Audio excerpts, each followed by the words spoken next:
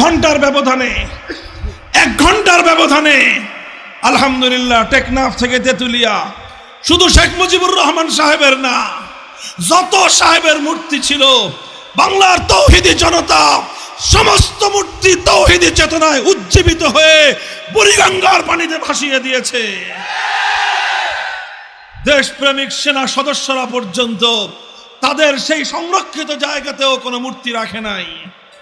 Supreme কোর্টের মতো সংরক্ষিত জায়গা, আমরা বলেছিলাম মুসলমানদের বিচারালয়, মুসলমানদের আদালত, থেমিসের মূর্তি বসায়েন না। ওনারা আমাদের কথাটা শুনে বিল্ডিং এর সামনের থেকে নিয়ে বিল্ডিং এর ভিতরে মাঝখানে সংরক্ষিত জায়গায় থেমিসের মূর্তি বানায় রাখছে, বা সেই থেমিসের দেবীর মূর্তি বসায় রাখছে। 5ই আগস্টের পরে যে জিজ্ঞেস করলাম, ভাই থেমিসের মূর্তিটা কই?